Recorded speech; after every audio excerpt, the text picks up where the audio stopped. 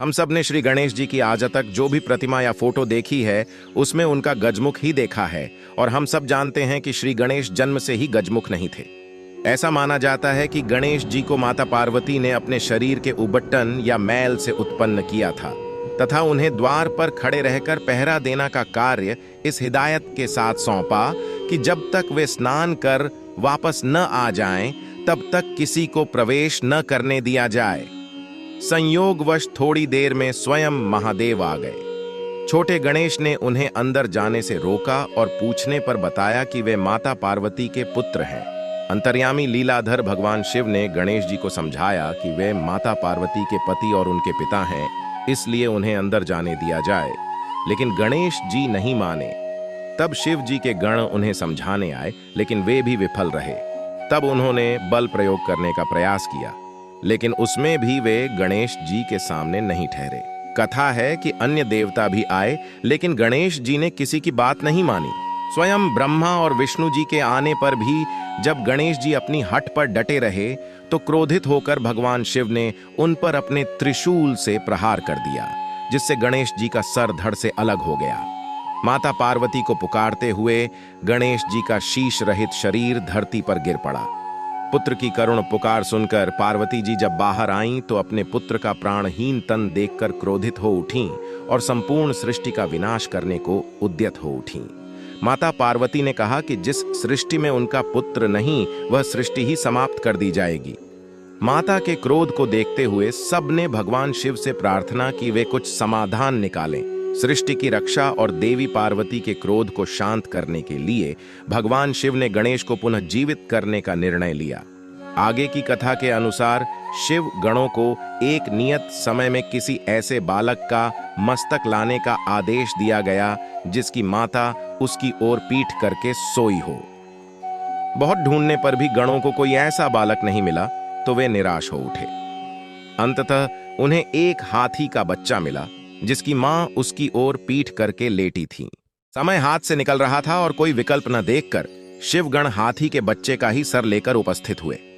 ऐसी कथा है कि वास्तव में वह हाथी का बच्चा ऐरावत था, जिसे शाप मुक्त करने के लिए यह लीला रची गई थी ताकि वह पुनः मृत्युलोक से देवलोक आ सके। गजमुख देखकर माता पार्वती विलाप करने लगीं, लेकिन समय निकलता जा रहा था, इसलिए शिव जी ने गजमुख को गणेश के धड़ से जोड़ दिया।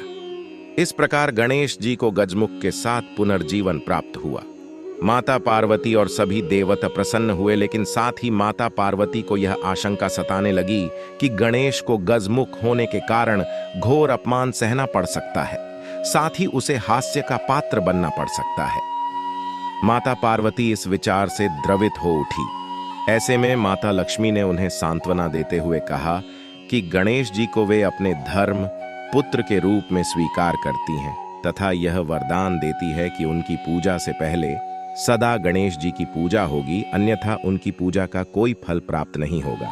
इसी प्रकार अन्य देवताओं ने भी गणेश जी को बहुत आशीर्वाद दिया तथा सबने उन्हें अग्र पूजा का अधिकारी बना दिया।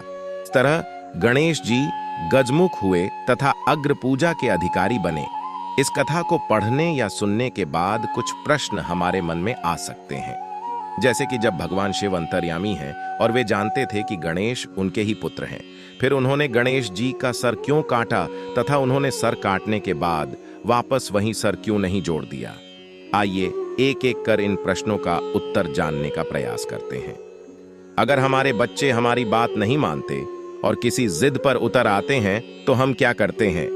यदि हमारे घर पर कुछ मेहमान आए हों और हमारे बच्चे उसी समय धृष्टता करने लगें, उपद्रव करने लगें और हमारी बात न माने तो हम क्या करेंगे? ऐसी किसी भी परिस्थिति में प्रायः हम बच्चे को समझाने का प्रयास करते हैं, और जब बच्चे नहीं मानते तो उन्हें डांटते हैं या कोई छोटी मोटी सजा देकर नियंत्रित करते हैं।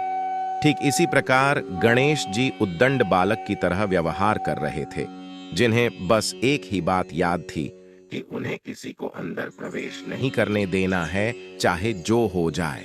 समस्त देवता और ब्रह्मा विष्णु जी के सम्मुख भी गणेश जी की धृष्टता जब सीमा पार कर गई तो शिव जी को यह कठोर कदम उठाना पड़ा। जैसा कि हम जानते हैं कि गणेश जी को माता पार्वती ने अपने शरीर के उबटन मैल से बनाया था। अतः गणेश जी का मस्तिष्क भी मैल से ही बना था। मस्तिष्क से संपूर्ण शरीर का संचालन होता है, और यदि मस्तिष्क ही मलिन हो तो मनुष्य के सारे क्रियाकलाप भी दोषपूर्ण ही होते हैं। यह ठीक उसी प्रकार है जैसे किसी कंप्यूटर के सीपीयू का दोषपूर्ण हो जाना, जिसको ठीक करना संभव न हो, बस उसको बदलना ही एकमात्र उपचार हो, या किसी ऐसे आधुनिक रोबोट के विन्यास में त्रुटि आ जाना जिसे ठीक करने का विकल्प न हो। इसलिए भगवान शिव को गणेश जी का मस्तक काटना पड़ा, क्योंकि माता पार्वती के आदेश के अतिरिक्त गणेश के मस्तिष्क में और कोई बात समा ही नहीं सकती थी, और मैल से उत्पन्न होने के कारण गणेश जी का मस्तिष्क भी मलिन और दोषपूर्ण था, जिसमें परिवर्तन की संभावना नहीं थी।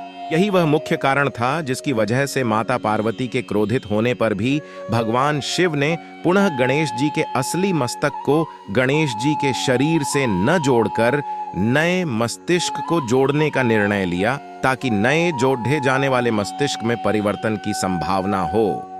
आज के आधुनिक युग में भी मस्तिष्क या मस्तक का प्रत्यारोपण एक चुनौती है, और इस दिशा में अब तक जो भी कार्य हुए हैं उनमें से सभी जीवित प्राणी के मस्तक के प्रत्यारोपण से अब भी काफी दूर हैं। अतः गणेश जी के मस्तक के प्रत्यारोपण की संकल्पना आज भी आधुनिक विज्ञान के पहुंच से बाहर है, जिस दिशा में विश्व भर में कई वैज्ञानिक और शल्य चिकित्सक शोध कर रहे हैं। लेकिन एक बात जो इस कथा के अनुरूप है वह है कि मस्तिष्क, जिससे सारा शरीर नियंत्रित होता है और जिससे हमारा विवेक संचालित होता है, यदि उसमें कुछ ऐसी त्रुटि आ जाए जो ठीक न हो तो ऐसे में कोई विकल्प शेष नहीं रह जाता।